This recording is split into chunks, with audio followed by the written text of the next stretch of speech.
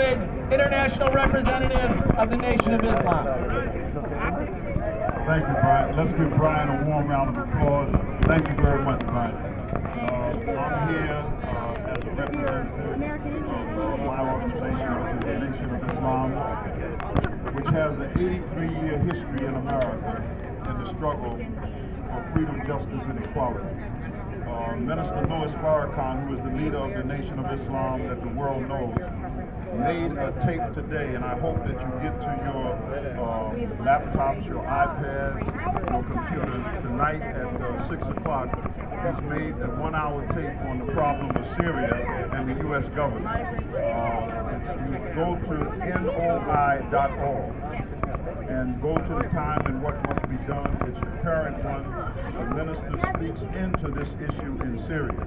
And as I listened to John Kerry yesterday, it sounded like a rerun of Colin Powell at the UN. Colin Powell said what we know and this is the evidence and so forth, and he walked through it in front of the entire world, and it was an absolute lie.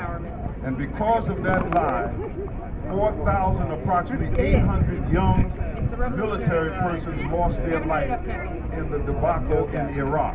And to this very day, as I stand here, Iraq is in complete chaos. People are dying as I stand right here in Iraq.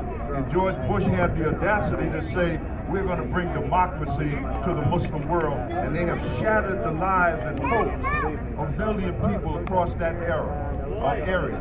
And now we stand on the brink of Barack Obama, somebody who I loved, and I voted for him the first time. I couldn't vote for him the second time after he killed my brother Gaddafi. He destroyed a whole nation, killed over 100,000, some say 200,000 people to kill one man because that man was a threat to the direction of America. I think that the American people need to do a reread on The Sands of Empire by Robert Murray that talks about the global ambition of America, and in the heart of that book is the world of Islam, and that's where the natural resources come from that turn the wheels of the Western world. So what we have here today, and for all of those visitors who are here from abroad and throughout the country to see the White House, what we have is real democracy, to lift our voices in opposition to the direction of our government, and let them know that everything is not peaches and cream.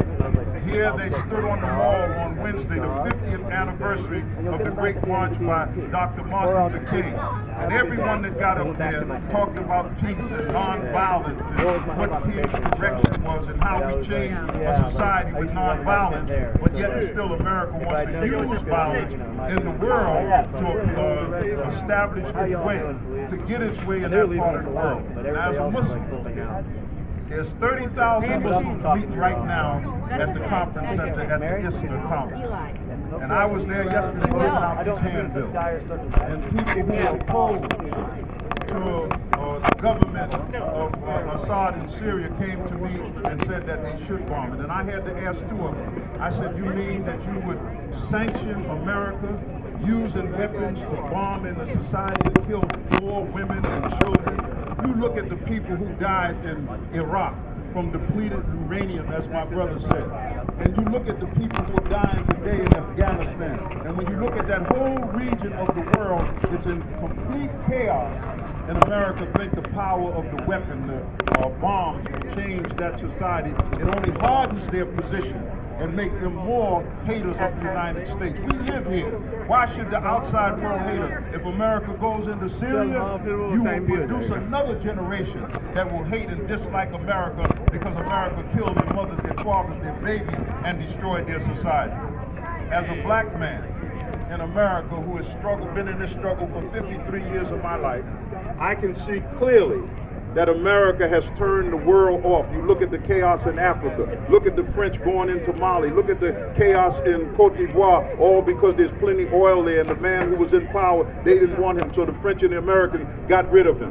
Look at the condition of Mali, where they just found oil, gold, and uranium, and they want to recolonize Africa. And if you start from Morocco and move across Algeria, that has a classic example in 1992, when the Islamic group won the election, but they didn't want them in power, so there was a coup to get them out of power and abort that election.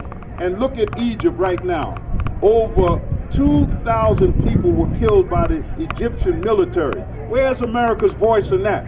Aren't you concerned that people were shot in the head and that soldiers went into a mosque with their combat boots on and killed people in the mosque? Where's your voice on that? To say that if the Egyptian army does not stop it, we will come in and stop it ourselves because it's the destruction of human life. So there's another agenda here. And the agenda is that they don't know who's going to take over in Syria, but they know that in Syria there's sophisticated weapons and maybe chemical weapons, and they may fall into the hands of those who are opposed to the Zionist regime in Israel.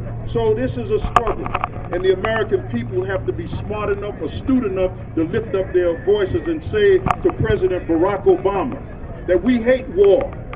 We hate what war brings. Take a page from Franklin Roosevelt. America hates war because we are sick with war. You look at all of the soldiers coming home, killing their families, committing suicide, jobless, out of their minds for what they went through on 3 and 4 tours of duty. Look at the soldier that left the base at night and went into a village and killed men, women, and children because he's lost his complete mind. Look at Colonel Hassan there in Texas, because his sensibility as a Muslim, he saw what was happening with these soldiers. And this is what America is bringing to the American people. Your sons and your daughters in the future will face the same madness unless you lift up your voice. Thank you. I hope to speak later at the rally.